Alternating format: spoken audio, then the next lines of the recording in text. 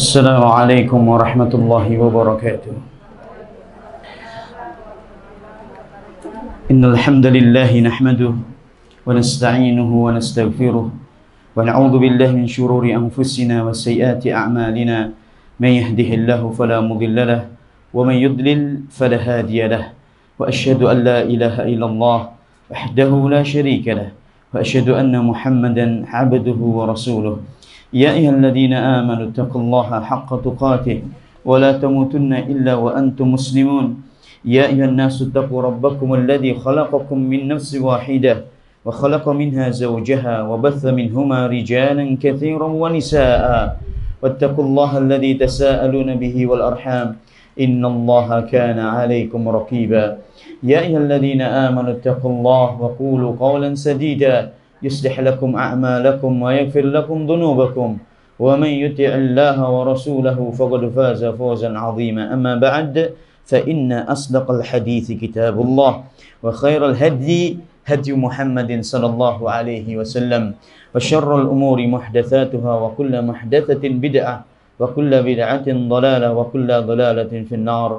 معاشر النساء akhwat wal ummahat, barakallahu fikunna jami'an. Segala puji bagi Allah Azza wa Jal yang tidak bosannya kita memuji dan memujanya. Segala puji bagi Allah Subhanahu wa ta'ala yang mana dengan nikmatnya segala amal saleh dimudahkan untuk kita. Segala puji bagi Allah Subhanahu wa ta'ala yang tidak ada sesembahan yang berhak mendapatkan segala ketaatan dari seorang hamba kecuali hanya Allah Subhanahu wa ta'ala. Alhamdulillah, alhamdulillah fil awwali wal akhir. Segala puji bagi Allah di awal dan di akhir. Wadh-dhahiri wal batin, yang tampak dan yang tersembunyi. Innahu huwa ala kulli syai'in qadir. Sesungguhnya Allah Subhanahu wa ta'ala maha mampu atas segala sesuatu. Ummahat, akhwat, insyaallah pada pagi hari ini tanggal 24 Agustus atau yang berketepatan dengan 26 Muharram tahun 1444 Hijriah. Allah berjumpakan kita kembali di majlis yang mulia ini, di tempat yang kita cintai, di Mushola Al-Amanah, di Markas Al-Amanah Darussalam. Semoga Allah Subhanahu wa ta'ala menjadikan apa yang kita usahakan pada pagi hari ini usaha yang diberkati oleh Allah Subhanahu wa ta'ala, usaha yang diridhai olehnya Subhanahu wa ta'ala. Kita memohon semoga pertemuan ini benar pertemuan yang mendapatkan taufiknya dan ridhanya, dan perpisahan kita seusai kajian ini kita membawa ampunan dari sisi Allah Subhanahu wa ta'ala. Allahumma amin. Sebagaimana disebutkan dalam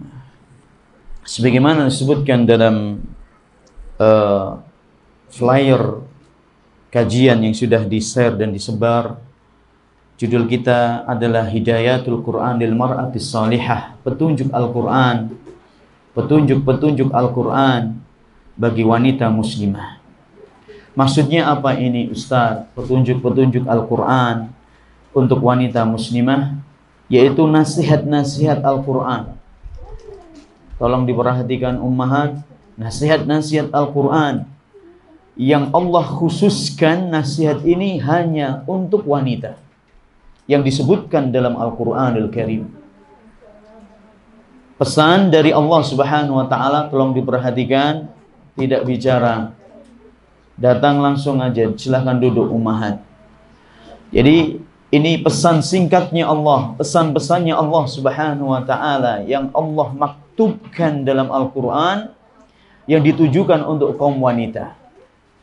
Jadi apa yang kita baca nanti, ini wasiatnya Allah Subhanahu wa ta'ala untuk Anda, khusus untuk Anda, dan tidak ada sedikit pun di situ untuk kaum laki-laki. Gak banyak Yang disebutkan oleh Allah Subhanahu wa taala, petunjuk-petunjuk dan wasiat ini tidak banyak, dan insya Allah mudah untuk dihafal, diingat, dan diamalkan. Syekh Abdul Razak bin Abdul Muhsin Al-Abbad Al-Badr, pengarang kitab ini, Wasaya lin Nisa atau Wasaya Nisa atau Wasaya al-Mar'ah Muslimah, wasiat-wasiat untuk wanita muslimah. Dalam kitab beliau, dalam wasiat atau dalam judul yang kedua ini, Syekh mengatakan, hafizahullah ta'ala, sudah ya ummahat, sudah ini, kita udah mulai kajian ini, kenapa kok masih bicara sendiri gitu? Tolong ummahat, kita cuman sebulan 2 kali loh kajiannya, dan cuman 1 jam paling materi, setengah jam pertanyaan. Tolonglah tolong. Nanti kalau mau arisan, mau apa, bagi hadiah, silahkan habis kajian ini, insya Allah. Kalau ada arisan loh ya. Nah, tolong ini dimaksimalkan pertemuan ini. Ya subhanallah ummahat, ana boleh cerita, ana dari hari Jumat kemarin pulang sampai Senin, bayangin. Saya tinggalkan keluarga itu 3 hari, 4 hari bahkan. Nah, Jumat, Sabtu, Ahad, Senin saya balik ke Palembang. Saya dari Palembang ke Selapan. Selapan itu Oki. Dari sini ke Selapan 4 jam naik travel. Jalannya la haula wala quwata illa billah, tidak usah ditanyakan jeleknya. Dari Selapan saya naik speed ke Sungai Pasir 4 jam jemaah, pakai speed 4 jam perjalanan. Sempit-sempitnya, masya Allah, sempit itu nggak ada yang luas-luas. Sempit, sudah sempit namanya, sempit lagi, masya Allah, azim. Tolong dengarkan ini ummahat, cerita ini, masya Allah. Saya ke Sungai Pasir ini ngisi kajian jamaah. Jamaahnya banyak yang di situ, padahal tidak ada kajian sedikit pun di situ. Mereka mendapatkan hidayah dari sarana parabola karena melihat Roja TV. Tidak ada kajian, tidak ada ustadz di Sungai Pasir itu. Sungai Pasir itu tepi laut, jadi seberangnya itu sudah Bangka. Habis ke Sungai Pasir, saya ke Sungai Lumpur. Kurang lebih 1 jam dari situ, lewat pinggiran pantai. Jangan tanyakan gimana berat besarnya ombak. La haula wala quwata illa billah. Baru kali itu saya merasakan perjalanan yang ekstrim dan menakutkan. Tapi saya agak tenang melihat ombak yang menghantam kita. Kenapa? Agak tenangnya karena saya bisa berenang, alhamdulillah. Agak tenang saya. Kalau mau terjun-terjunlah kita. Sudah siap saya. Ombaknya luar biasa. Di Sungai Pasir juga begitu. Tidak ada ustaz, tidak ada kajian, tapi masya Allah jamaahnya itu, musola itu penuh. Besar lagi dari ini musolanya. Terus habis itu saya ke Rawajitu. Rawajitu sudah Lampung tuh, lewat pinggiran pantai lagi. 3 jam naik speed dari Sungai Lumpur tadi. La haula wala quwwata illa billah. Ini lebih masya Allah, luar biasa. Saya insya Allah tidak akan ke situ lagi lewat pesisir pantai. Sudah kapok anak, tapi bukan berarti saya nggak akan ke sana. Intinya apa? Saya ceritakan ini. Tempat-tempat ini nggak ada pengajian sama sekali. Belum tentu 2 tahun sekali mereka bisa mendatangkan ustaz. Kita kajian tiap pekan, tiap 2 pekan sekali, alhamdulillah. Di Amanah ini ada kajian juga malam Sabtu. Masya Allah, ini dimanfaatkan. Bersyukurlah ummahat, ada ustaz. Ada yang mengisi, ada yang mengingatkan kita. Mereka cuma ngandalkan. Tidak ada listrik ummahat, perhatikan. Tidak ada listrik, adanya cuma genset.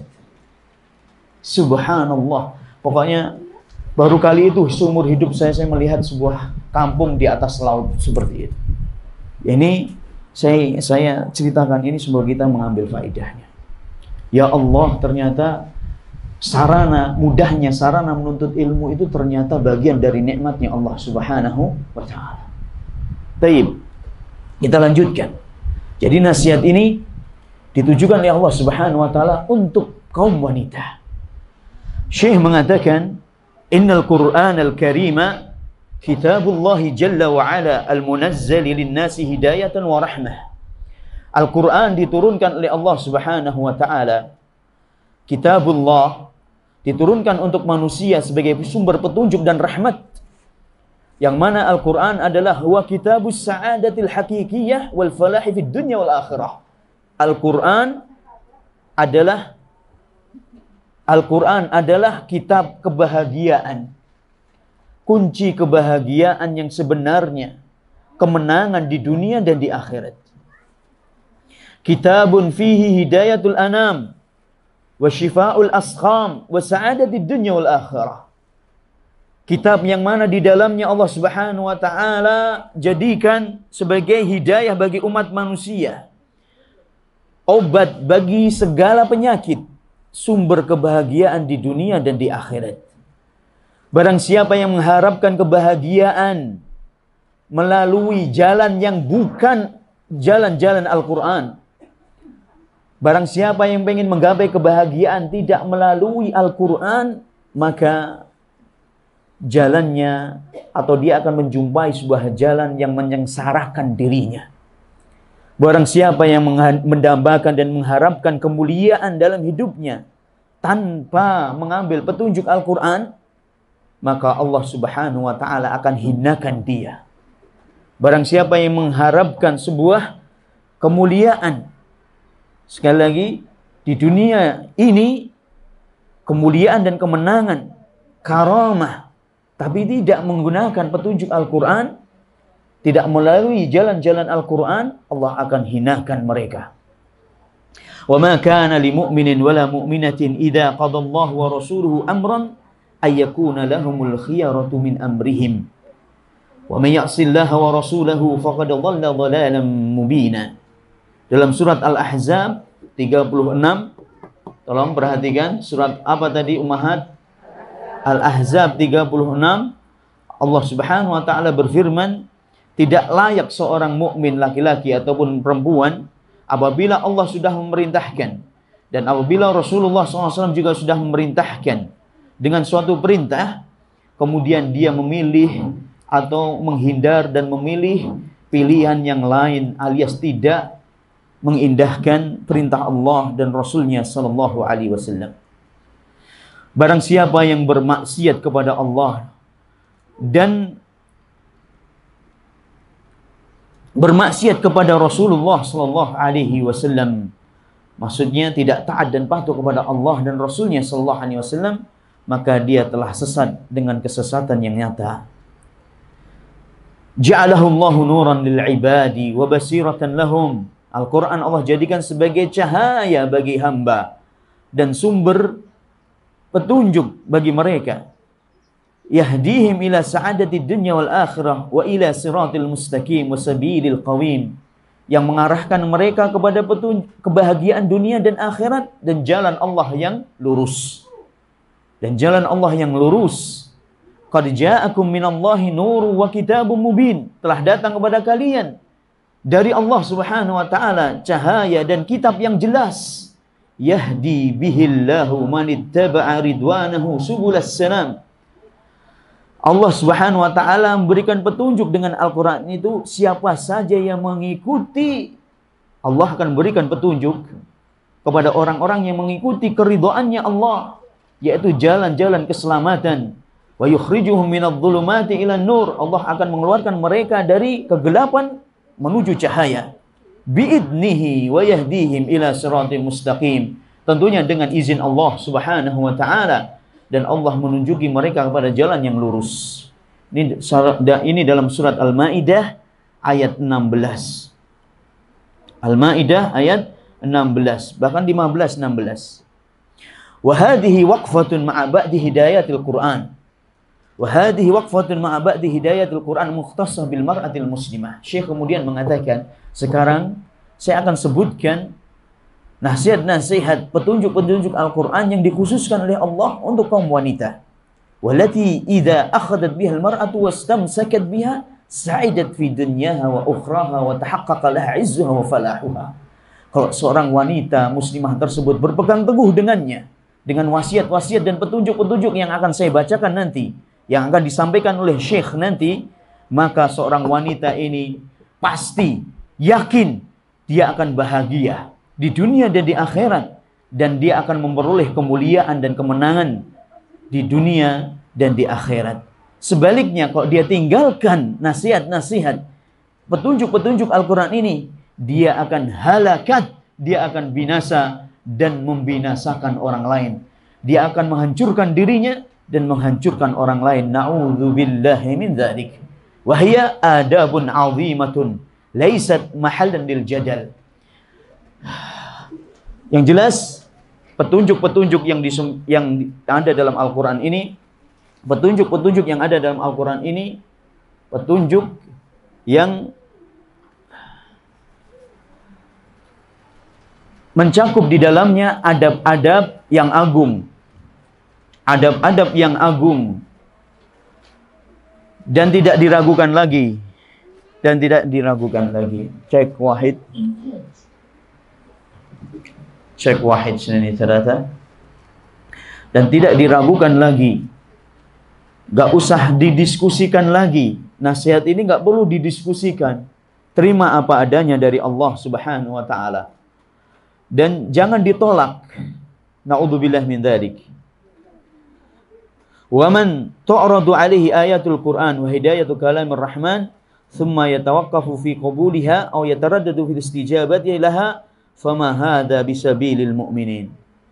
Kalau ada petunjuk Al-Quran disampaikan ummahat, kemudian dia tidak menerimanya alias menolak, atau dia ragu dengan kebenaran nasihat Al-Quran tersebut, ini bukan orang mukmin dan ini bukan jalannya orang-orang yang beriman. Na'udzubillah. Untuk itu hendaknya seorang wanita muslimah harus paham dan harus membaca Al-Quran, membaca hidayah-hidayah Al-Quran, merenungi apa yang disampaikan oleh Allah yang Maha Pengasih lagi Maha Penyayang. Bahasanya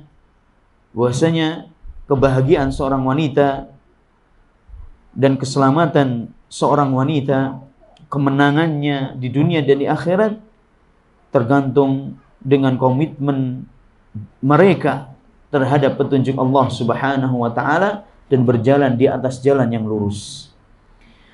Langsung gini masuk. Yang pertama, wa min hidayatil Qur'an lil mar'ati wa ajalliha. Bahwasanya hidayah Al-Quran bagi seorang wanita yang paling agung adalah, maksudnya nasihat Al-Quran bagi seorang wanita yang paling agung adalah amrul mar'ati bil inayati bi ibadatillah. Allah memerintahkan dalam Al-Quran kepada wanita untuk memberikan perhatian yang besar terhadap ibadah kepada Allah. Wa ayyakuna dzalika a'dhama matlubin laha wa ajalla maqsud. Dan hendaknya perhatian terhadap ibadah ini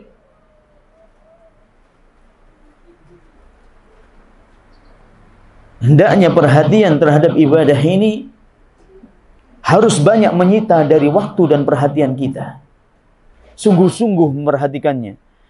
Cek. Sungguh-sungguh. Kenapa ini kok mati ya? Sungguh-sungguh dalam memperhatikannya. Taib. Dan kenapa kita harus sungguh-sungguh dan banyak memperhatikan perkara ini? Karena ini adalah tujuan yang agung Allah ciptakan kita. Wa aqimnas salata wa atinaz zakata wa ati'na Allah wa rasulah. Dan tegakkanlah salat wahai kaum wanita. Ini perintahnya Allah. Dan tegakkanlah salat wahai kaum wanita. Wa atinaz zakat, dan bayarlah zakat. Wa ati'na Allah wa rasulah. Taatilah oleh kalian Allah dan Rasulnya. Innama yuridu Allah liyudhiba ankumur rijza ahlal bait wa yutahhirakum tadhhira. Sesungguhnya Allah Subhanahu wa taala menginginkan untuk mensucikan kalian wahai keluarga Rasulullah SAW, maksudnya istri-istri Rasulullah SAW, mensucikan kalian dengan sebersih-bersihnya dan sesuci-sucinya. Bukan berarti ayat ini khusus untuk istri-istrinya Rasulullah SAW, bukan, karena sholat semuanya wajib bagi kita, zakat wajib bagi kita, mentaati Allah dan Rasulnya wajib bagi seluruh wanita, bukan cuman istrinya Rasulullah SAW. Cuman yang terdepan, yang masuk pertama kali dalam ayat ini adalah istri-istrinya Rasulullah SAW. Ini surat Al-Ahzab ayat 30. Surat Al-Ahzab ayat 33. Surat Al-Ahzab ayat 33. Taib. Ganti aja kali akhi. Ganti aja akhi. Ganti ini aja coba. Di sana nyalain dulu ya. Oh, sudah ya. Wah, taib. Oh, taib.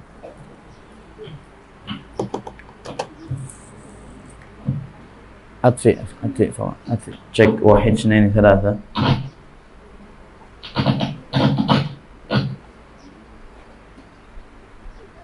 check 1 2 3. check 1 2 3. 3.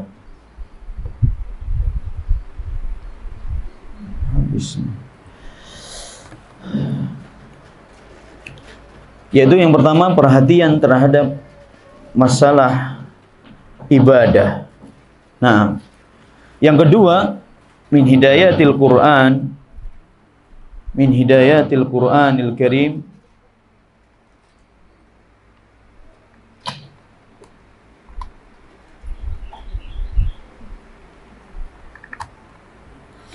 min hidayatil Qur'anil Karim, yang dikhususkan oleh Allah Subhanahu wa taala untuk kaum wanita,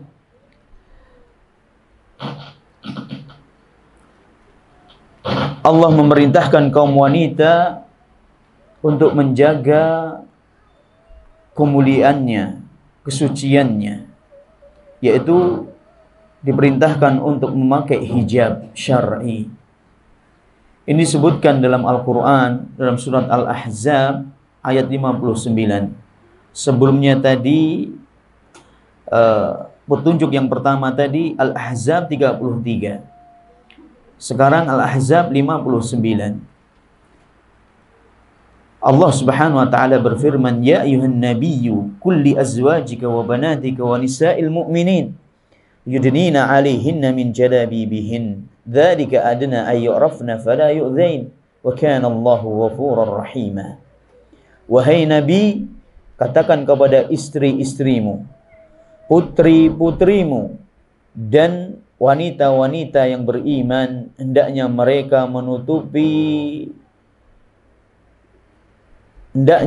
menjulurkan ke seluruh tubuh mereka dengan jilbab-jilbab mereka. Hendaknya mereka menjulurkan di atas tubuh mereka jilbab-jilbab mereka. Yang demikian itu mereka mudah dikenali sebagai wanita yang menjaga kehormatan, dan yang demikian itu mereka tidak diganggu. Ini hikmahnya syariat apa? Hikmah disyariatkannya apa? Ummahat, jilbab. Hikmahnya yang pertama, yang demikian itu seorang wanita diketahui, dikenal sebagai wanita yang terhormat, wanita yang menjaga kehormatan. Yang kedua, yang demikian itu mereka tidak diganggu oleh kaum laki-laki yang ada di hatinya penyakit. Wa kana Allahu ghafurur rahima, sesungguhnya Allah Subhanahu wa taala Maha Pengampun lagi Maha Penyayang.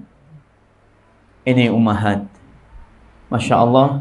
Jadi surat Al-Ahzab ini banyak loh. Surat Al-Ahzab banyak menyebutkan hukum-hukum di sekitar wanita. Dan habis ini nasihat yang ketiga, petunjuk yang ketiga juga masih dalam surat Al-Ahzab. Nah, yang ketiga, nasihat dan petunjuk yang ketiga, wa antahdhar minat tabarruji was sufur, hendaknya hati-hati dari buka-bukaan aurat. Hati-hati dari naudzubillah mengumbar aurat. Sufur wa tabarruj, dan bersolek, berhias dengan cara bersolek dan berhiasnya kaum jahiliyah. Allah berfirman dalam surat Al-Ahzab 33, "Wala tabarrajna tabarrujal jahiliyatil ula." Wala tabarrajna tabarrujal jahiliyatil ula. Dan hendaknya kaum wanita janganlah mereka berhias dan bersolek seperti gaya berhias dan bersoleknya kaum jahiliyah, wanita-wanita jahiliyah yang pertama. Kaum jahiliyah yang pertama maksudnya ya jahiliyah sebelum datangnya Islam. Hendaknya mereka menjauhi, jangan sampai berhias, berdandan seperti berdandannya wanita-wanita jahiliyah. Sekarang saya mau tanya ummahat, berhiasnya kaum wanita jahiliyah, ini serius saya mau tanya. Cara berdandan dan bersolek kaum jahiliyah pada waktu itu tuh bagaimana ummahat?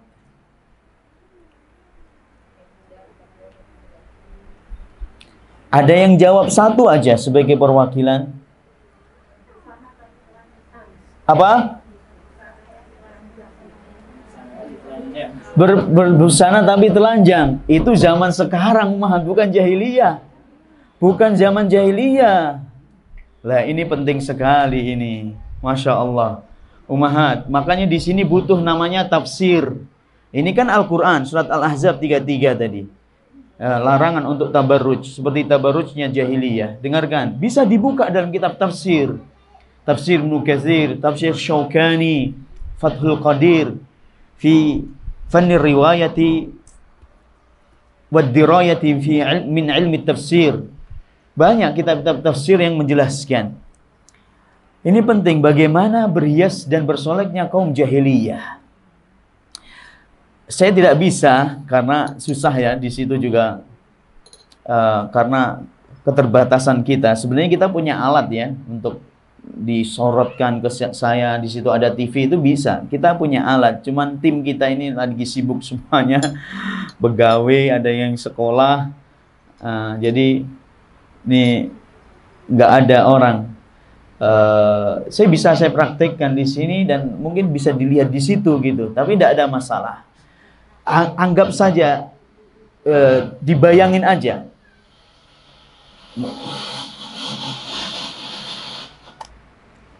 Copot aja itu akhi yang ini.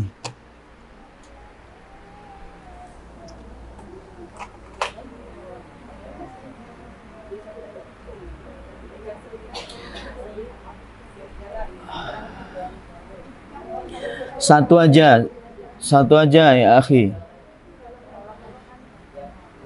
Ini aja akhi, ini bisa dipakai lagi nih akhi. Ini aja. Jangan dicabut yang ini ya. Masih hidup kan? Baik. Tadi dua yang buat dia mati hidup tadi kan ada dua. Baik, bismillah. Bayangin aja, saya akan sampaikan di sini. Jadi pakaiannya wanita jahiliyah itu ummahat, pakaiannya wanita jahiliyah itu ya, bajunya dia pakai baju apa ya istilahnya, daster ya, tahu daster ya, anggaplah daster. Dasternya itu lengannya itu cuman di pertengahan lengan, lengannya, kainnya itu di pertengahan lengan bawah, bukan kayak daster ummahat yang dipakai dalam rumah, bukan, di pertengahan lengan bawah, nggak sampai ke pergelangan tangan. Jadi bajunya itu tidak menutupi sampai pergelangan tangan, enggak, tapi pertengahan saja. Itu bajunya. Yang bagian atas itu terlihat lehernya. Mereka berpakaian kelihatan lehernya. Ke bawah itu di atas mata kaki, kayak pakaiannya laki-laki, tidak isbal. Di atas mata kaki itu dasternya. Tidak sampai menutup kakinya, tapi di atas mata kaki. Itu pakaian wanita jahiliyah. Taib, saya mau tanya lagi, kenapa seperti itu? Kok di pertengahan pertengahan lengan bawah saja tadi bajunya. Ya, pinter Ummahat. Untuk menampakkan apa? Perhiasan gelangnya itu. Kenapa lehernya kelihatan? Untuk menampakkan juga apa? Perhiasannya. Kenapa kakinya tadi di atas mata kaki kainnya? Untuk memperlihatkan apa? Perhiasan juga. Sekarang atas, maksudnya bagian rambut. Rambut mereka tutupi dengan kain. Rambut mereka tutupi dengan kain, tapi rambutnya mereka panjang. Panjang dan mereka balut dengan kain, tapi lehernya terbuka. Punya gambaran, bisa bayangin. Nah, seperti itu. Seperti itu wanita jahiliyah. Ini disebutkan oleh Imam Syaukani rahimahullah dalam tafsirnya. Jadi rambutnya itu ditutupi, tapi ujung rambutnya itu kelihatan karena cuma dibalut kain saja. Dan lehernya itu kelihatan, telinganya apa? Kelihatan. Telinga dan lehernya kelihatan semuanya. Rambutnya aja yang ditutupi dengan kain. Makanya Allah Subhanahu wa taala perintahkan dalam surat An-Nur, perintahkan kaum wanita muslimah dalam surat An-Nur, wal yadribna bihumurihinna ala juyubihinna dalam surat An-Nur. Hendaknya seorang wanita muslimah menutupi dada-dada mereka dengan kain-kain jilbab mereka, dengan khimar-khimar mereka. Khimarnya maksudnya jilbab. Ini perintah dari Allah untuk menyelisihi kaum wanita jahiliyah. Untuk menyelisihi wanita jahiliyah yang lehernya tadi apa? Dibuka. Jadi kain yang penutup rambut itu, pembalut rambut oleh kaum wanita muslimah akhirnya dibuka, ya. Bukan rambutnya aja yang ditutupi, tapi seluruh dari lehernya sampai dadanya mereka tutupi dengan perintah Allah Subhanahu wa taala. Yang jadi perselisihan para ulama, apakah wajib menutup wajah? Ini jadi perselisihan. Apakah wajib menutup wajah? Ini perselisihan para ulama. Naam. Makanya ya suatu saat lah semoga kita bisa mempraktekkan apa sih sebabnya berselisih para ulama? Disebabkan karena dalam memahami Al-Quran dalam surat Nur tadi, hendaknya mereka menutupi dada-dada mereka dengan kain-kain mereka. Ini para ulama mengatakan ditutupi sebagian para ulama mengatakan ditutupi dada itu dari atas, langsung dari atas semuanya. Wajah ke dada semuanya ditutupi. Itu sebagian pendapat para ulama tafsir. Ada yang berpendapat enggak, dada aja, leher saja, adapun wajah tidak wajib. Seperti itu. Yang penting kan dada. Dalam hadisnya, dalam ayat kan disebutkan dada. Nah, cuma yang jadi perselisihan itu cara menutupi dada tadi. Ada yang mengatakan caranya dari atas langsung ke bawah, ditutupin semuanya. Jadi dada, wajah, semuanya tertutupi. Ada yang berpendapat enggak dari atas. Wajah boleh terbuka, boleh kelihatan. Yang penting dadanya tertutup. Sekarang bagaimana yang diamalkan oleh para sahabiyat, istri-istri Rasulullah SAW dan wanita-wanita pada zamannya Rasulullah SAW dalam memahami surat An-Nur dalam masalah perintah menutup dada tadi. Ternyata kaum wanita pada zamannya Rasulullah SAW semuanya ditutupi Ummahat. Semuanya apa? Ditutupi. Jadi yang mengamalkan ayat surat An-Nur tadi yang pertama adalah para sahabat yang diterapkan kepada anak dan istrinya. Ternyata mereka menutupi seluruhnya. Jadi yang ditutupi dari wajah sampai ke seluruh tubuhnya. Seperti itu. Inilah perselisihan para ulama. Apa pendapat yang paling kuat, Ustadz? Kalau saya, apalagi dalilnya kuat seperti itu dan juga turun-menurun dari zamannya sahabat sampai hari ini. Sampai di negeri kita itu loh Ummahat, ada loh suku-suku tertentu di negeri kita Indonesia ini pakaian perempuannya pakai apa? Cadar. bukan dari bawaan dari Arab, bukan, memang itu kebiasaan. Kayak di NTT, NTB itu ada suku-suku tertentu yang perempuannya pakai sarung itu, yang wajahnya itu ditutupi semuanya. Yang jelas kalau saya, ya saya lebih memilih keterhati-hatian. Saya berusaha untuk memilih sesuatu yang sifatnya berhati-hati, yaitu saya lebih cenderung untuk menutup wajah. Meskipun saya juga tidak menyalahkan atau apa, mewajibkan juga tidak, lebih utama kalau ditutup wajahnya. Kenapa? Ini karena orang itu terfitnah bukan karena melihat jempol kaki ummahat. Laki-laki itu, saya kan laki-laki, saya bicara dengan atas nama laki-laki dong. Yang membuat kita terfitnah itu bukan melihat jempol kaki ummahat, tumit, enggak. Padahal itu pasti Anda tutupi itu pakai kaos kaki, ya kan ummahat? Ya. Padahal itu bukan sumber fitnah. Yang membuat orang itu terfitnah karena wajahnya.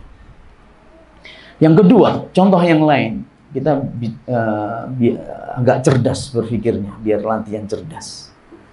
Kok seandainya seorang laki-laki itu mau nador, mau menikahi seorang wanita, dibuka seluruh badannya sampai mati ini sudah, dibuka seluruh badannya, dilihatkan kepada dia, nasallahu alaihi umpamanya, tapi yang ditutupi wajahnya, puas enggak kira-kira?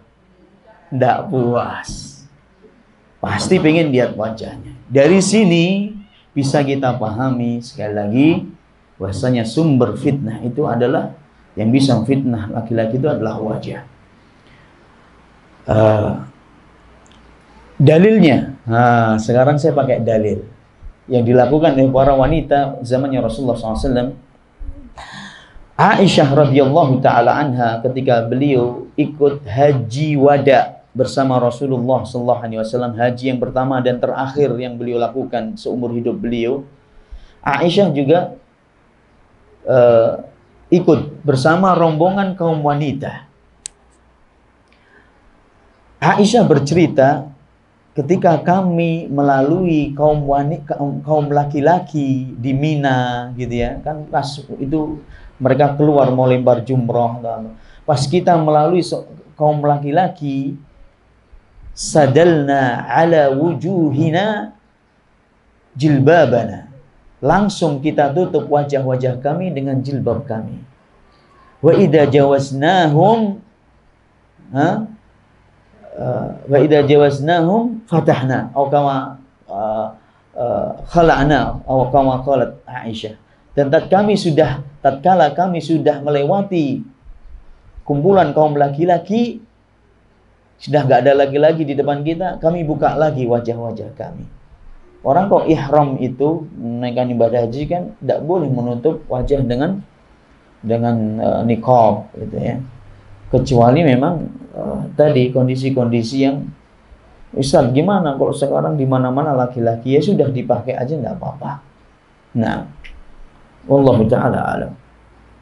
Ini Aisyah bercerita. Jadi umumnya wanita-wanita pada waktu itu berzamannya Rasulullah SAW memang seperti itu pakaiannya. Taib. Selanjutnya, termasuk dari petunjuk Al-Quran. Jadi anak agak panjang lebar di sini. Jadi jangan salah ummahat, dikiranya orang-orang jahiliyah itu, wanita jahiliyah itu kayak kita ini telanjang kayak gitu. Enggak ada, enggak kate ummahat. Pakai you can see, you can touch itu enggak ada di zamannya pada zamannya Rasulullah SAW. Enggak ada. Tahu kan pakaian you can see itu kan enggak ada itu. Kelihatan lengannya segala macam, pagi pakai celana pendek, naudzubillahi min dzalik. Enggak ada ummahat, semuanya baju panjang, lebar. Cuman tadi tidak sempurna dalam menutup auratnya. Lehernya masih kelihatan, kaki bagian bawah masih kejingoan, lengan bawahnya masih kelihatan. Tujuannya untuk memamerkan perhiasan-perhiasan mereka. Allah musta'an. Ini aja kita dilarang oleh Allah untuk menirunya. Apalagi kita ini sekarang ini bukan lagi zaman jahiliyah yang ditiru, na'udzubillah.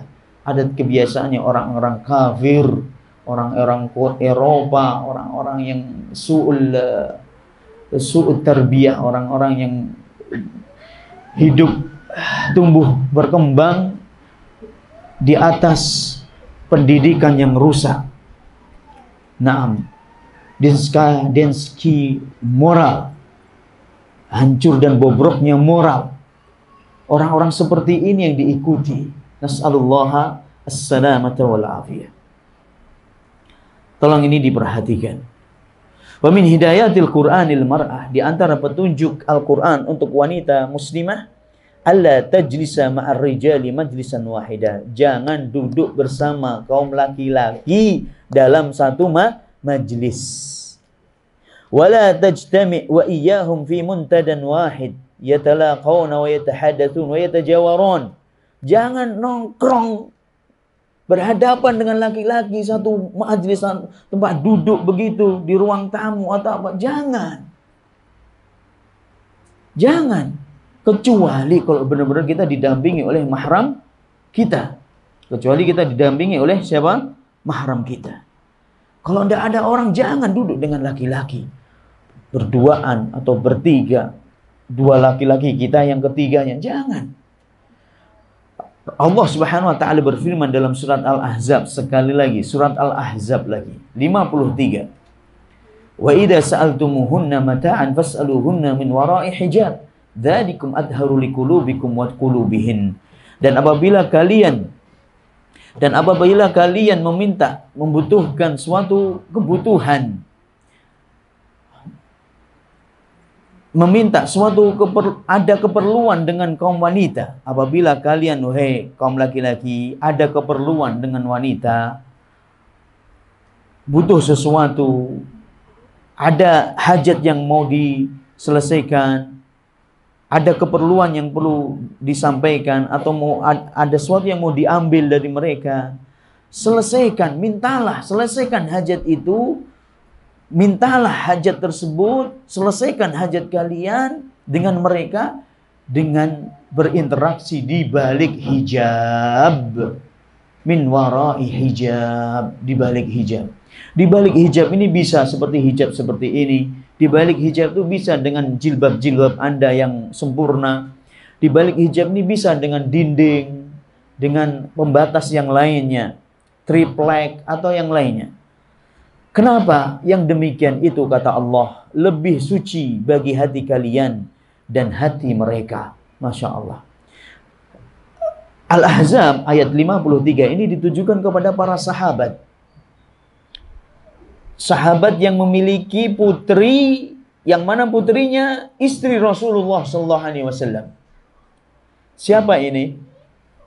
Siapa sahabat yang putrinya dinikahi oleh Rasulullah SAW? Siapa sahabatnya yang putrinya dinikahi Rasulullah SAW? Abu Bakar. Terus siapa putrinya Abu Bakar? Aisyah radhiyallahu taala anha, Siddiqatu bintu Siddiq. Nah, terus Umar. Siapa putrinya? Hafsah. Naam, Hafs. Singa betina. Hafsah itu ummahat artinya. Hafsah itu artinya singa betina. Masya Allah, keren ya.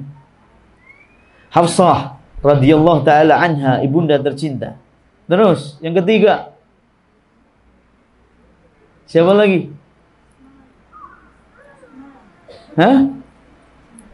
Asma. Tidak ada Asma. Kate Asma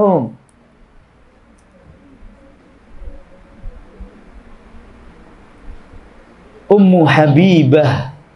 Putrinya siapa? Abu Sufyan yang masuk Islam belakangan. Abu Sufyan. Ummu Habibah, putrinya Abu Sufyan, kakaknya Muawiyah bin Abi Sufyan. Itu istrinya Rasulullah SAW juga. Allah merintahkan kepada kepada mertuanya Rasulullah SAW ini, para mertua ini, kalau ada kepentingan, keperluan dengan istri-istri Nabi, dengan putrinya sendiri, hendaknya mereka selesaikan di balik hijab. Bayangin ini ummahat. Jadi Abu Bakar As-Siddiq ini setelah turun ayat ini, beliau kalau mau ketemu dengan Aisyah, bicaranya di balik apa? Hijab. Umar kalau ketemu dengan Hafsah, pengen ketemu dengan Hafsah, bicaranya di balik apa? Hijab. Masya Allah. Ketika Hafsah ada di rumahnya Rasulullah SAW tentunya. Tapi setelah Hafsah ditinggal oleh Rasulullah SAW, meninggal Rasulullah SAW, ya Hafsah tidak gabung dengan ayahnya lagi, bukan, tetap tinggal di mana? Rumahnya. Aisyah juga demikian, masih tetap tinggal di rumahnya Rasulullah SAW sampai di kuburnya Umar bin Khattab radhiyallahu taala anhu di ruangan tersebut, di rumahnya Aisyah. Akhirnya Aisyah keluar dari rumahnya karena ada siapa? Umar bin Khattab radhiyallahu taala anhu, meskipun sudah meninggal dunia. Ini menunjukkan gimana kesungguhan ibunda kita yang tercinta, teladan yang sejati bagi wanita muslimah Aisyah. Malu ummahat, ada orang asing masuk di dalam rumahnya padahal sudah jadi apa? Mayit, bayangin. Tidak mau dia, di situ ada Umar. Akhirnya ibunda kita keluar dari rumahnya Rasulullah sallallahu alaihi wasallam. Wa idza sa'altumuhunna mata'an fas'aluhunna min wara'i hijab. Dzalikum adharu liqulubikum wa qulubihin. Dan termasuk dari petunjuk Al-Qur'an untuk wanita muslimah, annaha idza tarrat ila al-hadithi ma'a rajul wa ahwajaha al-amru ila dzalika alla takhda'a bil qaul. Termasuk dari petunjuk wanita yang disebutkan dalam Al-Qur'an, kalau seorang wanita mau bicara dengan kaum laki-laki, nah, yang bukan mahramnya, yang mendesak untuk berbicara, mendesak dia untuk berbicara, hendaknya dia berbicara dengan tidak merendahkan suara. Dengan tidak merendahkan apa? Suara. Bukan kayak apa itu, pelayan apa itu, ya bisa yang saya bantu Bapak, itu nggak boleh itu. Pegawai betino itu yang di banget segala macem, itu fitnah ummahat. Tapi itu diperintah seperti itu. La haula wala quwwata illa billah. Allah musta'an, Allah musta'an.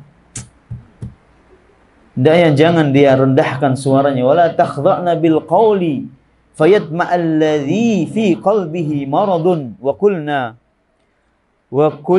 qawlan ma'rufa. Wa qulna qawlan ma'rufa. Maka hendaknya kaum wanita itu kalau bicara tidak merendahkan suara di hadapan laki-laki, sehingga laki-laki yang ada di dalam hatinya penyakit, dia ada kecenderungan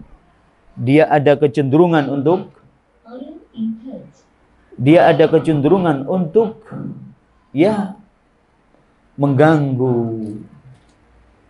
menggoda dan yang lainnya. Wa qulna qawlan ma'rufa, dan katakanlah dengan ucapan yang baik. Wahai kaum wanita, kalau bicaralah dengan ucapan yang baik.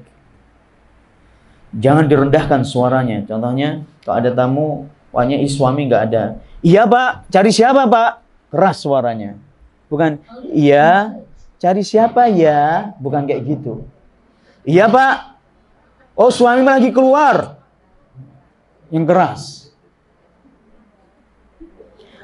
Tunggu sebentar ya, bukan kayak gitu.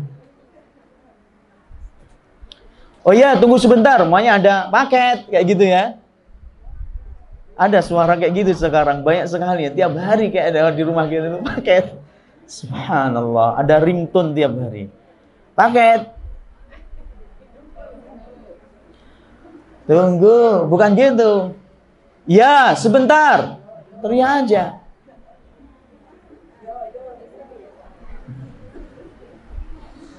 Yang jelas jangan direndahkan suara kita. Sehingga orang-orang yang di dalam hatinya ada penyakit, dia menginginkan suatu kemaksiatan. Na'udzubillah min dzalik. Ini perhatikan ummahat. Nah, taib. Dalam surat Al-Ahzab 32 ini tadi. Surat Al-Ahzab 32.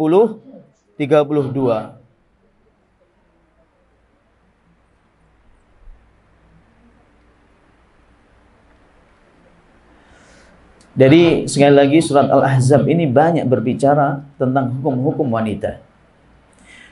Yang selanjutnya min hidayatil Quran, di antara petunjuk Al-Quran bagi wanita, antal zambaitaha, hendaknya tetap tinggal di rumahnya.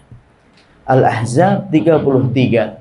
Sudah kita sebutkan potongan ayatnya, tapi belum sempurna. Waqarna fi buyutikunna wala tabarrajna tabarrujal jahiliyatil ula. Hendaknya kalian tetap tinggal di rumah kalian, dan janganlah kalian bersolek seperti bersoleknya dan berhiasnya wanita jahiliyah yang pertama. Waqarna fi buyutikunna, hendaknya kalian tetap tinggal di rumah-rumah kalian. Wa kullama kanatil mar'atul muslimah mulazimatan li baitiha muqallilatan minal khuruj illa an hajah kana dzalika aqraba laha min rabbiha wa naili rahmatihi. Masya Allah, ummahat, tatkala wanita muslimah ini komitmen untuk tinggal di rumahnya, mempersedikit keluar dari rumahnya kecuali karena hajat, karena keperluan yang sangat, maka itu sebenarnya dia adalah hamba yang paling dekat dengan Rabb-nya. Semakin dia banyak tinggal di rumahnya, semakin dekat posisi dia dengan Rabb-nya subhanahu wa ta'ala. Rasulullah SAW bersabda dalam hadis yang sahih, al-mar'atu awrah fa idza kharajat istashrafaha syaitan. Wanita itu adalah aurat. Apabila dia keluar dari rumahnya, maka syaitan akan menghiasi dirinya. Wanita itu adalah aurat. Semuanya aurat. Semuanya, sampai suaranya aurat. Faidah kharajat, kalau dia keluar dari tempatnya, masih dari rumahnya, maka syaitan itu senang sekali. Akan dihiasi. Meskipun dia hitam, banyak jerawatnya, jelek, kurus kering, kulitnya hitam kayak baju pramuka, tapi kok dia seorang wanita keluar, tetap syaitan akan menghiasinya. Kalau laki-laki lihat dia, seolah-olah itu digambarkan oleh syaitan itu benar-benar wanita yang amat sangat cantik. Berusaha pokoknya syaitan untuk menjerumuskan laki-laki dengan keluarnya si wanita tersebut. Wa aqrabu ma takunu min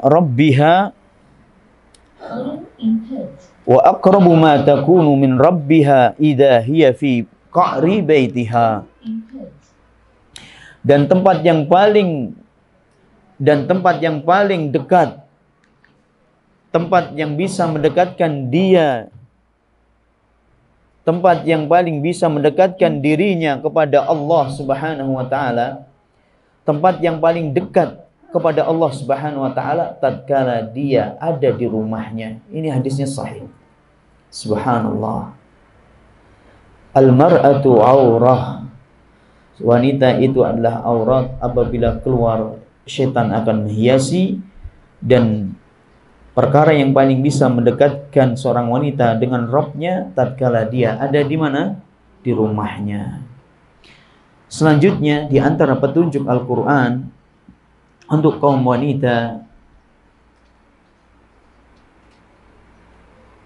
ketika Anda keluar dari rumah, usahakan sebisa mungkin menjauh dari pandangan laki-laki. Ketika Anda terpaksa harus keluar, umpamanya, sebisa mungkin Anda jauh dari pandangan laki-laki. Nah, wala yadribna bi arjulihinna liyu'lama ma yukhfina min zainatihinna. Hendaknya seorang wanita ini tidak menghentak-hentakkan kakinya sehingga Dengan itu dia menampakkan apa yang tersembunyi dari perhiasannya. Hendaknya si wanita itu tidak menghentakkan kakinya. Kalau ada yang bertanya, Ustaz boleh nggak saya pakai gelang kaki? Masih kaki saya kasih gelang emas. Boleh jawabannya. Tapi hendaknya jangan dikasih apa, ya yang bisa suara. Atau mungkin terlalu banyak, 3 gelang, 4 gelang. Sehingga kok buat jalan kerincing-kerincing. Ini Masya Allah. Hati-hati. Boleh pakai satu. Tapi ketika keluar seperti ini, nggak perlu bagi saya pakai seperti itu. Cukuplah Anda pakai perhiasan itu di depan suami Anda. Sudah, berhiaslah di hadapan beliau, di hadapan suami-suami kita secantik mungkin. Secantik mungkin. Dan itu termasuk ibadah ummahat. Termasuk ibadah dan termasuk sunnah yang banyak petunjuknya Rasulullah SAW yang banyak ditinggalkan oleh kaum wanita. Tapi kok sudah acara apa itu namanya, keluar ada sedekahan apa ya, walimah, baru berhias. La haula wala quwwata illa billah. Ini adalah sebuah kekeliruan yang fatal. Ustaz, saya sudah nggak punya suami, Ustaz. Ya sudah, nggak perlu berhias. Nah, tidak perlu, apalagi kalau sudah mungkin nggak berharap untuk menikah lagi, nggak perlu berhias. Berhias kalau ada suami. Ini tolong diperhatikan petunjuk-petunjuk di atas. Selanjutnya di antara petunjuk Al-Quran untuk kaum wanita, hendaknya seorang wanita menundukkan pandangan wajahnya, pandangan matanya, dan menjaga kemaluannya, sebagaimana disebutkan dalam Al-Quran surat An-Nur. Dalam surat An-Nur, wa kullil mu'minati yaghdudna min absarihinna wa yahfadna furujahunna. Wa kullil mu'minati yaghdudna min absarihinna wa yahfadna furujahunna.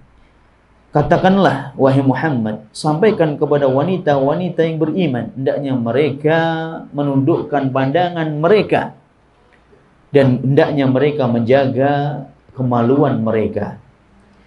Surat An-Nur ayat 31.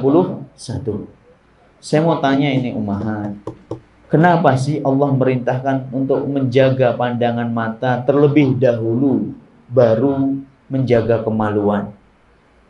Kenapa kok nggak kemaluan dahulu baru menjaga apa? Mata. Kan dosanya lebih berat kemaluan. Kenapa kok mata dahulu, Mahat? Karena dari mata, Masya Allah. Masya Allah. Ini siapa yang bilang kayak gitu itu? Anak baru dengar kayak gitu, dari mata turun ke hati. Ini bukan perkataan para ulama loh, Mahat. Itu perkataannya wong sini aja ini. Taib. Ada seorang pujangga Arab mengatakan nadratun. Ini diingat-ingat ya, nadratun. Ini kok di Arab di sana omongannya kayak gini, bukan dari mata turun ke hati. Kalau orang Arab mengatakan nadratun, thumma ibtisamatun, thumma kalamun, thumma liqa'un, thumma asha'un, wala nadri ma ba'dal asya'. Yang pertama kali kemaksiatan zina itu tahapan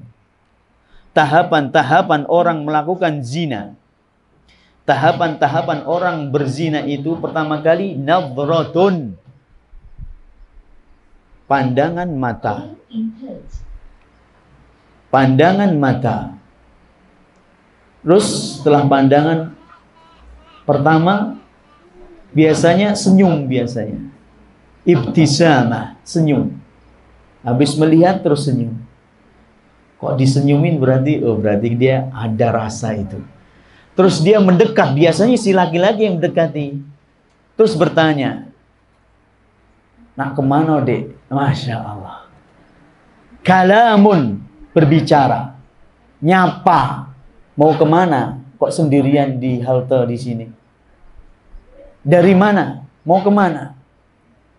Kalamun. Akhirnya kenalan, ngobrol, ngomong terus minta nomor HP-nya terakhir. Setelah minta nomor HP-nya, cat-catan. Liqaun, ngajak pertemuan. Pertemuan itu biasanya malam apa biasanya? Malam mingguan. Malam ngajak ketemuan. Tsumma liqaun, bertemu. Tsumma asya'un, ngajak makan malam. Masya Allah. La haula wala quwwata illa. Triknya syaitan ini luar biasa. Terus kata bujangga Arab ini mengatakan wala nadri ma ba'dal asya, dan kita tidak tahu apa yang terjadi setelah makan malam. Diawali semuanya itu dari apa? Ummahat, nadratun, pandangan. Makanya Rasulullah SAW bersabda, ini ayatnya ini tadi. Ayatnya surat apa tadi?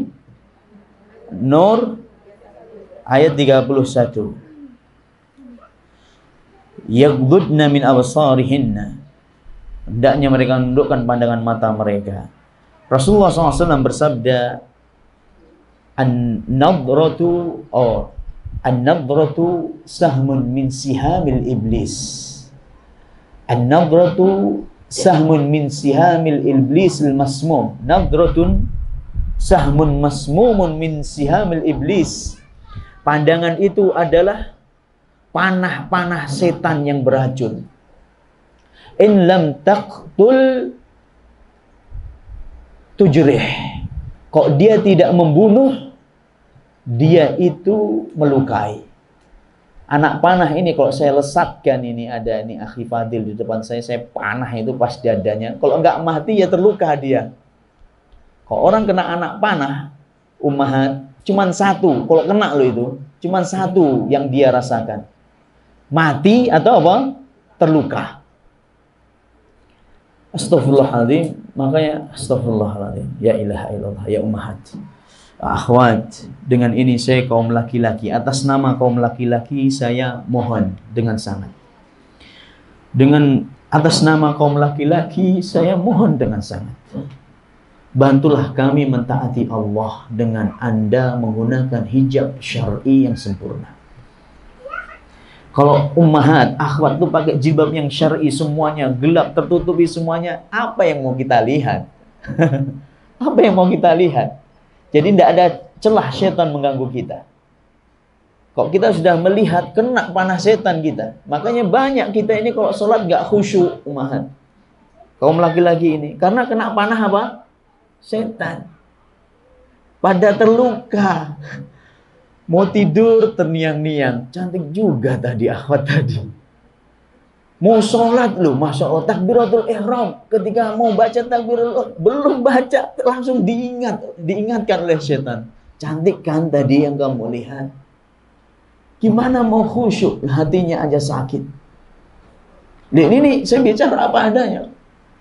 Makanya la ilaha illallah. Kalau seandainya wanita itu pakai hijabnya dengan sempurna, betapa indah dan nyamannya dunia ini. Betapa amannya dan indahnya dunia ini. Meskipun kering kerontang, nggak ada tumbuhan. Nikmat jamaah. Nikmat sekali. Ada kisah di Jawa Barat. Ada sebuah pondok pesantren milik salah satu ustadz kita, Ustadz Abu Qatadah yang ada di Jawa Barat sana. Ketika Idul Fitri, ketika Idul Adha, maafan. Kalau Idul Adha biasanya nggak libur, nggak pulang. Itu seluruh akhwat atau talibat santriwatinya disuruh keluar untuk ikut sholat Idul Adha di lapangan bersama masyarakat. Akhirnya keluarlah akhwat semuanya dengan pakai jilbab yang syar'i, tertutup seluruh tubuhnya, Masya Allah. Mungkin cuma nikob aja, matanya aja mungkin yang kelihatan. Pas berangkat itu banyak preman-preman yang nongkrong-nongkrong di pinggir jalan, ummahat. Rambutnya dipirang-pirang, tatoan gitu, nongkrong-nongkrong, lihat. Jadi ketika akhwat itu jalan di hadapan mereka tuh diem, gak bisa ngomong apa-apa.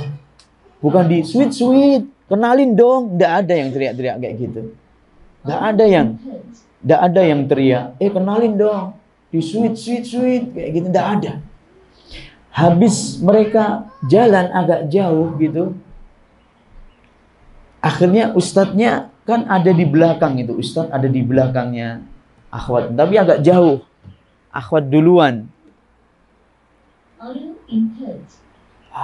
Akhwat duluan, baru ustadz lewat situ. Tiba-tiba para preman ini deketin ustadz, nyapa ustadz. Assalamualaikum ustadz. Waalaikumsalam. Tadi murid-muridnya ya ustadz. Iya, ada apa? Indah sekali dunia ini kalau isinya wanitanya seperti ini, katanya. Masya Allah. Dia ngomong orang awam, umat. Indah sekali. Enak kita lihatnya, Masya Allah. Subhanallah. Allah musta'an. Allah musta'an, ya Rabb. Makanya kita sedih kadang-kadang. Dan sedihnya itu kita nggak bisa berbuat apa-apa ketika banyak perempuan-perempuan di sekitar kita, di jalanan, di jalanan, bersepeda motor, di tempat-tempat pertokoan, perbelanjaan. La haula wala quwwata illa billah. Rasanya itu mau marah kepada siapa gitu. Adanya cuma kita beristighfar, astagfirullah wa atubu ilaih. La haula wala quwwata illa billah. Sedih rasanya hati ini. Sedih, berat rasanya. Berat sekali. Saya sebagai seorang laki-laki merasakan sekali, berat sekali. Benar. Makanya jangan heran kalau kita ini kehilangan fokus, titik fokus kekhusyukan dalam sholat gara-gara dosa yang satu ini. Ya Allah, seandainya wanita di luar sana mendengar omongan ini, ummahat. Ya Allah, sudah banyak loh laki-laki yang kena panah-panah setan. La haula wala quwata illa billah. Bahkan sudah mati hatinya. Karena kena panah ini. Sekali lagi anak mengharap dan menghimbau dengan amat sangat dan sampaikan pada kaum wanita, ummahat dan akhwat yang dimuliakan oleh Allah Subhanahu wa taala. Tolong sampaikan, sebarkan seluas mungkin. Bantu kami kaum laki-laki hamba Allah ini untuk mentaati Allah dengan Anda mengenakan hijab yang sempurna. Bantu kami kaum laki-laki untuk menundukkan pandangan mata kami dengan Anda menutupi aurat Anda dengan sempurna. Termasuk dari petunjuk Al-Quran untuk kaum wanita. Sudah cukup atau masih ada waktu? Jam berapa ini?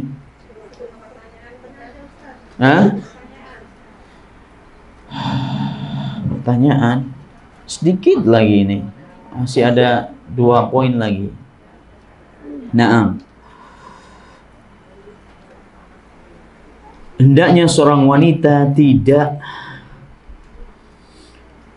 melihat atau mencari-cari hal-hal yang mana itu menjadi atau menginginkan, maksudnya menginginkan sesuatu yang mana Allah jadikan hal tersebut sebagai kekhususan bagi kaum laki-laki. Hendaknya seorang perempuan tidak menginginkan hal-hal yang itu menjadi kekhususan seorang laki-laki. Banyak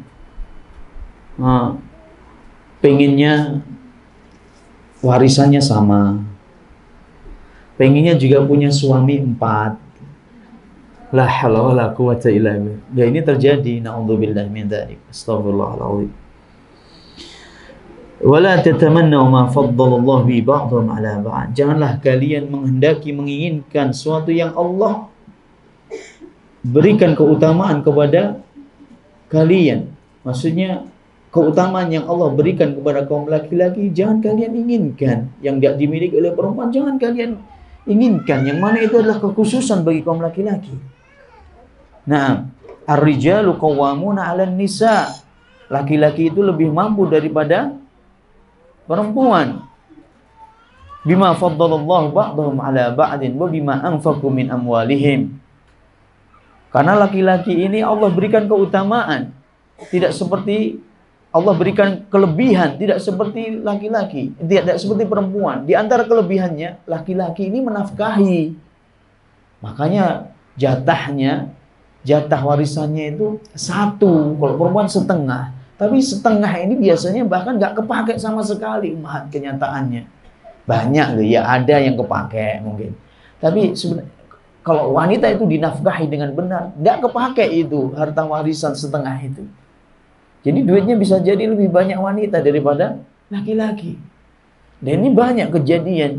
Saya pernah membagi warisan ummahat, warisannya seorang ibu. Warisan seorang ibu, Masya Allah, anak, Masya Allah, sampai anak bilang sama istri, ya ini ya emasnya, sekian puluh, berapa emasnya itu, 30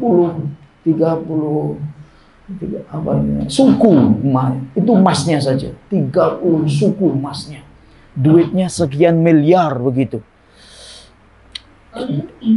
Dia punya duit cash itu sekian miliar, emasnya 30 suku. Masya Allah umat. Saya yang bagi itu sampai ini kerjanya apa ini? Ternyata enggak, memang itu dari warisan dia dapat juga. Ibu-ibu ini dapat dari warisan ternyata. Masya Allah. Tabungannya sekian banyak. Akhirnya diwarisi lagi oleh anak-anaknya. Tayyib. Yang sebelum terakhir, hendaknya waqad asna Allah fil Quran ala haya'il mar'atil azim. Ini penting sekali. Yang terakhir ini, Al-Quran memuji rasa malu yang tinggi yang dimiliki oleh seorang wanita. Al-Quran memuji wanita-wanita yang memiliki rasa malu yang tinggi. Yang bawa Al-Quran atau yang punya HP yang ada aplikasi Al-Qurannya, silahkan dibuka surat Al-Qasas 23 sampai 25. 23 sampai 25 surat Al-Qasas. Kok nggak ketemu nanti aja sudah. 23 sampai 25 dari surat apa? Al-Qasas, cerita tentang Nabi Musa bersama 2 putrinya Syekhul Madian, 2 putri yang mengembalakan apa? Kambing. Pernah ingat jamaah ummahat? 2 putri yang mengembalakan kambing. Ada seorang wanita mengembalakan kambing. Setelah selesai mengembalakan kambingnya, kan sebelum pulang mereka kasih minum dulu kambing-kambing tersebut. Ketika mau ngasih minum, ngantri karena banyak siapa? Laki-laki. Dia perempuan sendiri berdua. Akhirnya dia menjauh dari kerumunan laki-laki sampai laki-laki itu selesai. Musa alaihi salam melihat kejadian ini. Akhirnya Musa datangi 2 perempuan ini. Kok ya Musa merasa aneh. Perempuan kok mengembala kambing gitu kan? Didatangi. Ada apa kamu? Kalian berdua ini sedang apa di sini? Dijelaskan oleh si wanita ini. Faja'a fa abuna syekhun la naski hatta yusdirur ri'a wa abuna syekhun kabir. Kami tidak akan mengambil air dari sumur itu sebelum orang-orang pengembala itu selesai mengambil duluan, dan kami keluar dari rumah kami mengembala karena ayah kami sudah apa? Tua, lanjut usia, tidak mampu lagi untuk mengembala. Masya Allah. Akhirnya langsung dibantu oleh siapa? Musa, diambilkan dari menun sampai selesai. Akhirnya pulang cepat si 2 wanita ini. Lihat di sini banyak pelajaran umat. Selanjutnya di ayat yang terakhir, atau ayat yang ke-25, ketika sampai di rumah dia bercerita kepada ayahnya apa yang terjadi dan apa yang dilakukan Musa kepada dirinya. Akhirnya ayahnya menyuruh salah satu atau menyuruh keduanya untuk memanggil siapa? Musa. Menyuruh keduanya untuk manggil Musa. Disebutkan faja'athu ihdahuma tamshi 'ala istihya. Ya Allah, ya Rabb. Ya Rabbi, jujur anak sedih kok baca ayat ini umat. Sedih rasanya anak ini kalau baca ayat ini. Maka datanglah salah satu dari keduanya ini. datang menuju Musa, mendatangi Musa. Salah satu dari keduanya mendatangi Musa, berjalan mendekati Musa dengan malunya. Disebutkan dalam Al-Quran. Dengan apa? Malu. Para ahli tafsir rata, ahli tafsir, Masya Allah, di sini panjang lebar ahli tafsir berbicara. Ada bahkan Ibnu Katsir mengatakan dalam tafsirnya, si wanita ini jalan menuju Musa, mendekati Musa sambil malu-malu, sambil dia letakkan kain bajunya di atas wajahnya. Sambil dia tutupi wajahnya, mendekati Musa, mengatakan, engkau dipanggil ayah kami mau ngasihkan hadiah untukmu. Subhanallah ya. Malu di sini ditafsirkan sebagian para ulama sambil ditutupi apanya? Wajahnya. Umar bin Khattab radhiyallahu taala anhu dalam riwayat yang sahih ketika membaca ayat ini, beliau langsung teriak, "Maka kharrajah wallajah." Ini wanita yang ini wanita, tipe wanita yang salihah, yang tidak suka keluar masuk rumah. Gak suka keluar masuk. Nah, ini kata siapa? Umar bin Khattab radhiyallahu taala. Dipuji oleh Allah Subhanahu wa taala kata-kata istihya. Wanita itu hukum asarnya memiliki rasa apa? Malu. Kalau gak ada malu berarti bukan wanita. Ini tolong direnungi dan ini dipuji oleh Allah Subhanahu wa taala. Semoga Allah Subhanahu wa taala menjadikan para kaum wanita muslimat, kaum muslimin, wanita-wanita muslimin, wanita-wanita yang terjaga dan mulia di sisi Allah Subhanahu wa taala. Semoga Allah Subhanahu wa taala menjaga mereka dari menfitnah orang lain dan juga dari fitnah orang lain. Allahumma amin. Ada yang bertanya, Ummahat? Tafadhal.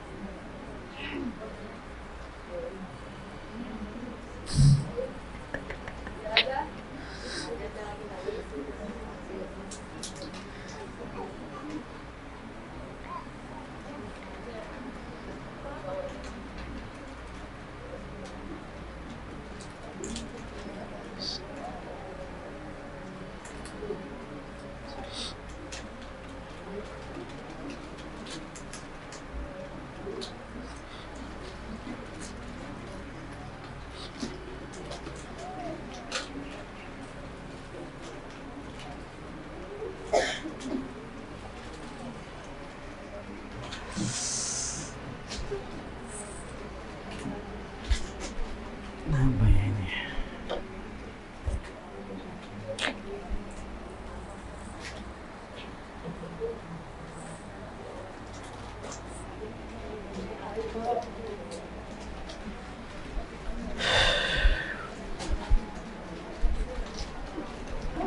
Baik, ini akhi.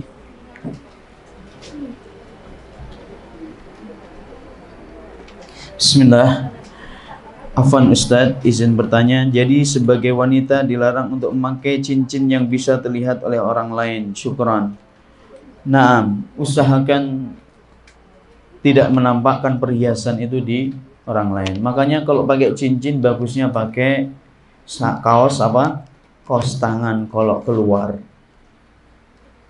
Ada kaos tangan kan? Sekarang banyak sekali model-model kaos tangan itu. Nah, sekali lagi al-mar'atu aurah. Tadi Nabi mengatakan wanita itu aurat tanpa ada pengecualian. Mananya yang bukan aurat tidak ada di situ. Aurat semuanya. Aurat semuanya. Hendaknya ini ummahat juga kalau keluar yang sempurna menutupnya. Nah, ditutupi semuanya kalau bisa. Kalau bisa ditutupi semuanya, itu lebih mulia. Nah, dan kalau seandainya suami Anda tahu kalau Anda menutup aurat dengan sempurna dan gak mau terlihat kecuali dilihat oleh dirinya, oleh beliau yang di rumah, insya Allah tambah cinta insya Allah suaminya kepada Anda. Biidnillahi ta'ala. Assalamualaikum. Waalaikumsalam. Bagaimana adab wanita bercadar ketika makan di restoran? Bolehkah Ustadz cadarnya dibuka? Kalau Anda makan di restoran, carilah tempat yang gak kelihatan. Carilah tempat yang tidak kelihatan oleh laki-laki. Entah itu mojok atau bagaimana, dihadapkan wajahnya ke dinding atau gimana. Kalau di rumah makan Saudi Arabia, itu ada hijabnya restoran itu, ummahat. Hijabnya seperti ini yang ada, yang baru dibeli ini. Jadi nanti dipasang-pasang sendiri oleh suaminya atau oleh si wanita tersebut dengan keluarganya. Jadi nggak kelihatan. Jadi tidak kelihatan. Kalau sebisa mungkin lah Pak, yang sebisa mungkin cari tempat yang tidak banyak laki-laki yang berlalu-lalang di situ. Bisalah insya Allah. Yang kita dan tidak mesti harus memakai, tidak mesti harus melepas cadar. Saya sering makan dengan istri Ana, dia makan nggak sampai lepas cadar. Bisa. Kotor Ustaz. Ya Allah, lebih enak kotor atau lebih kelihatan aurat kita? Tentunya suami kita nggak ridho kok dilihat orang wajah istri kita. Lebih baik kotor cadarnya daripada kelihatan wajahnya dilihat. Lebih baik kotor cadarnya daripada terlihat wajahnya oleh orang. Nah, wallahu ta'ala alam. Bagaimana apa yang harus dilakukan oleh seorang wanita yang memakai niqab? Apakah boleh membuka niqab di depan mertuanya dan iparnya? Di hadapan mertuanya tidak ada masalah. Itu adalah mahramnya, ayahnya. Ayah mertua adalah mahram bagi seorang wanita. Adapun ipar itu dalam bahasa Arab namanya alhamu. Ha mim waw, alhamu. Ha mim waw itu bahasa Arabnya ipar. Rasulullah SAW ketika ditanya oleh sahabat tentang ipar, wa kaifa bilhamu ya Rasulullah, bagaimana ya Rasulullah menurutmu tentang ipar? Boleh enggak kita ini masuk kepada ketemu dengan adik ipar atau berduaan dengan adik ipar? Apa kata Rasulullah SAW? Alhamu al-maut.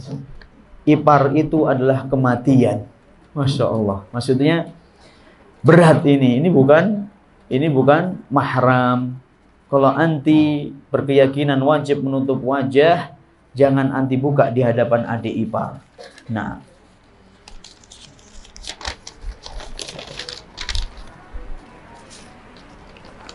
dan bagaimana kita bersikap jika suami tidak mengizinkan memakai niqab?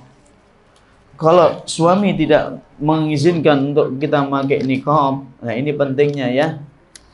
Diajak ngaji, ya, diajak ngaji, suruh ngantar ke pengajian. Carilah pengajian-pengajian yang terbuka untuk umum ikhwan dan akhwat. Berbagi ilmu di rumah tangga. Mungkin ada video-video pendek yang menggugah, share ke suami.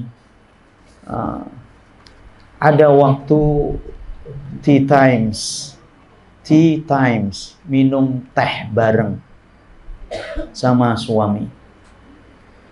Ada kan waktu-waktu jeda-jeda, waktu santai bersama siapa? Suami. Di rumah maksudnya, bukan keluar, bukan keluyuran kemana gitu, enggak, bukan ke Jagabaring, bukan. Di rumah aja, ngetehnya di rumah aja, ngobrol bareng. Usahakan ada waktu ngobrol di setiap hari. Dan itu kebiasaan Rasulullah SAW dengan siapa? Istri beliau Sallallahu Alaihi Wasallam. Sebelum tidur beliau lakukan itu. Biasanya beliau ngobrol, sampaikan pesan-pesan yang singkat, nasihat-nasihat yang ringan, agak nyantai aja. Namanya juga waktu ngeteh, waktu minum, waktu santai saja. Kasih masukan dikit-dikit, begitu. Masalah. Dan harus bertahap, memang harus bertahap. Kalau seandainya memang nggak diperbolehkan, ya tidak ada masalah anti buka hijab anti. Tapi hendaknya sebisa mungkin tidak terlihat oleh orang-orang di luar rumah. Sebisa mungkin. Berusahalah dan takutlah kepada Allah semampu anti. Tapi juga ada istilahnya progres gitu. Ada sikap yang, ada agenda yang kita agendakan untuk suami ini itu, untuk memahamkan dan terus berusaha untuk ke sana, memahamkan bahwasanya niqab dan hijab syar'i ini adalah perkara yang amat sangat mulia yang diperintahkan Allah dan Rasulnya Sallallahu Alaihi Wasallam. Dan didoakan ummahat, doakan suami, doakan ummahat, masya Allah, doakan suami-suami kita yang belum ngaji. Saya paham, perih kadang-kadang ya, getir rasanya tuh, sakit gitu ya lihat suami ya, aduh. Tapi ya bersabarlah, berusaha dan berdoalah kepada Allah. Allah yang menguasai, yang membolak-balikkan hati manusia. Kita tidak tahu datangnya hidayah itu dari mana. Yang jelas kita berusaha dan terus berdoa kepada Allah. Ketika anti bangun malam, selipkan doa untuk suami yang belum ngaji. Nah, tapi kalau saya baca cerita-cerita itu banyak yang terbalik juga. Suaminya dah ngaji, istrinya yang belum ngaji. Masya Allah. Ini luar biasa. Makanya Allah Subhanahu wa Ta'ala berfirman, dengarkan ini firman Allah. Anda cari dulu dalam Al-Quran. Ini tolong dijadikan pedoman hidup.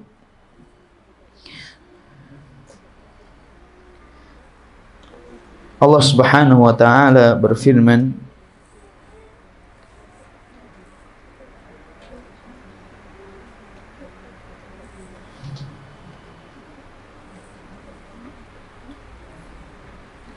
dalam surat Al-Furqan ummahat ayat 20. Surat Al-Furqan ummahat, tolong jangan bicara sedikit. Ini jadikan ini prinsip dalam hidup Anda, hidup kita. Al-Furqan ayat 20. Wa ma arsalna qablaka minal mursalin illa innahum la ya'kuluna at-ta'ama wa yamshuna fil aswaq. Habis itu waja'alna ba'dakum li ba'din fitnatan atasbirun wa kana rabbuka basira. Dan kami jadikan sebagian kalian menjadi ujian bagi sebagian yang lain. Dan kami jadikan sebagian kalian menjadi sumber ujian bagi sebagian yang lain.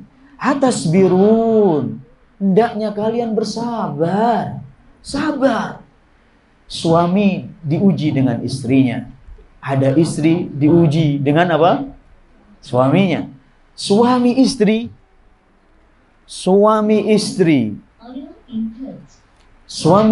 diuji dengan anaknya.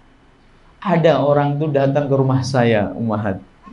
Suami istri, ya Allah, bapak ibunya ini masya Allah tekunnya dalam ibadah, semangatnya dalam sosial, luar biasa. Orang yang kaya, orang yang mampu, datang ke rumah saya waktu saya masih di Solo.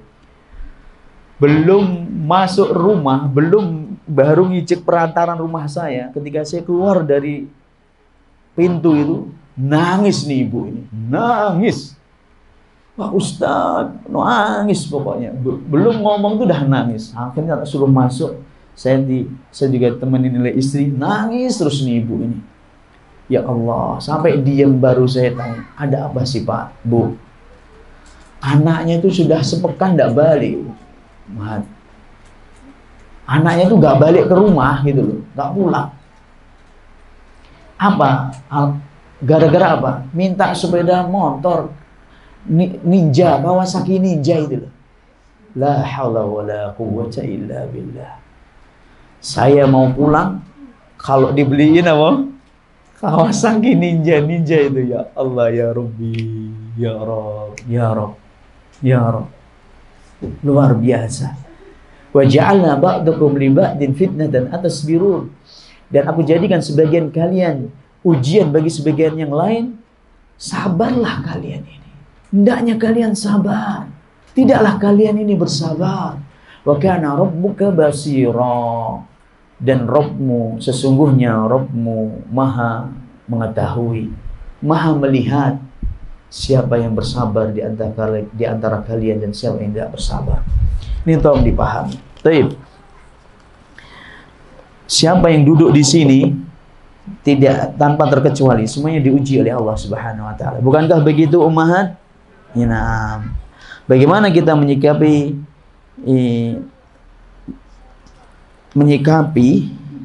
pakaian orang-orang yang di sekitar kita, yang di lingkup, di tempat umum, ditegur enggak apa ini, kayak Bu Dokter aja tulisannya ini, enggak arang, ditegur, enggak enak, gimana ini, merasa bersalah, enggak ditegur enggak enak, enggak ditegur masa bersalah. Nah, ini enggak enak, ini enggak lemak, maksudnya kan gitu kan?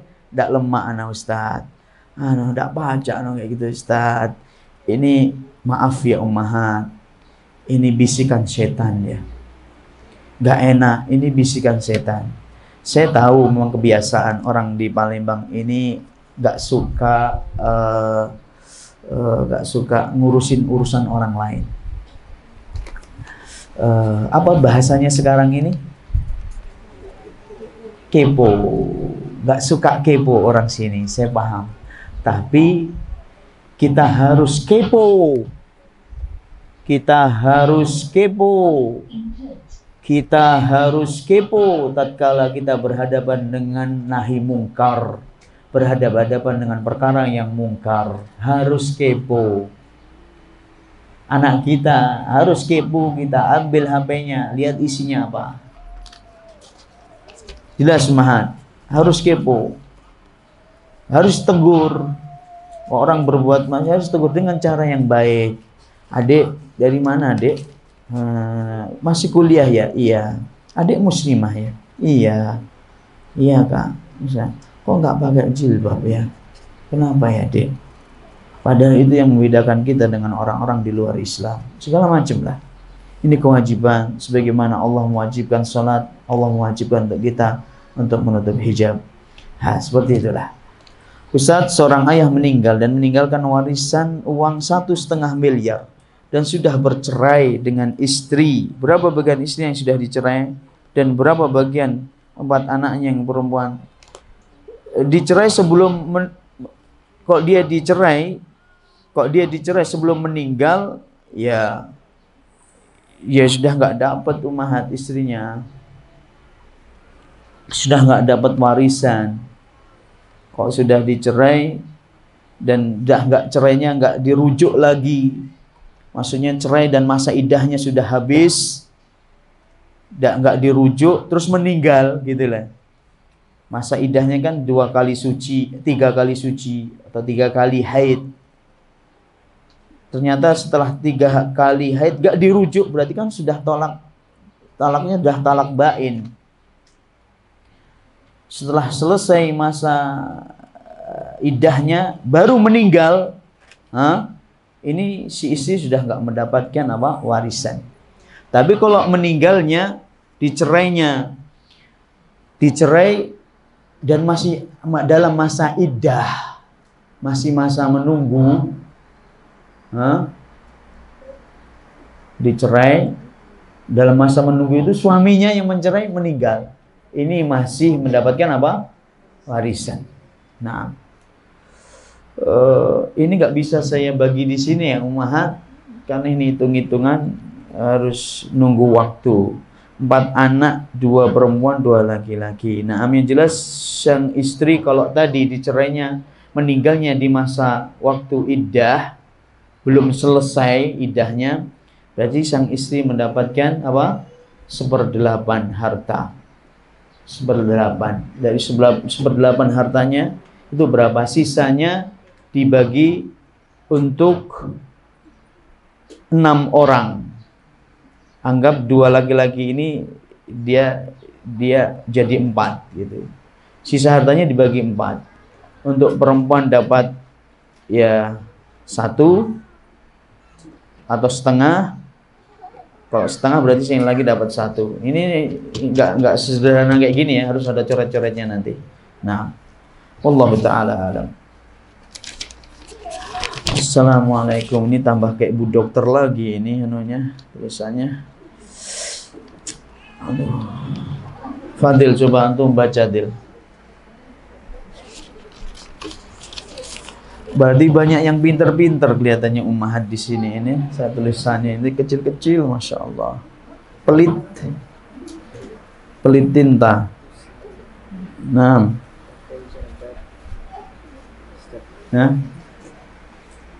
antum aja juga nggak bisa baca, coba.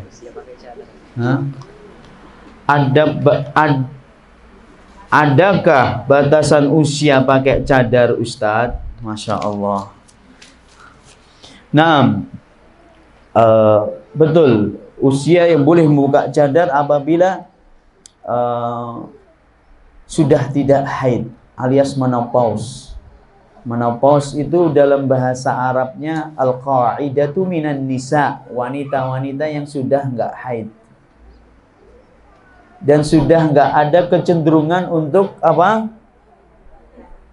Nggak ada kecenderungan untuk menikah kembali, nikah lagi. Ini boleh. Jelas ya ummahat? Tutup insyaallah, sudah selesai. Ada pertanyaan lain? Subhanakallahumma wa bihamdika asyhadu an la ilaha illa anta astaghfiruka wa atubu ilaik wa akhiru da'wana anil hamdulillahi rabbil alamin. Assalamualaikum warahmatullahi wabarakatuh.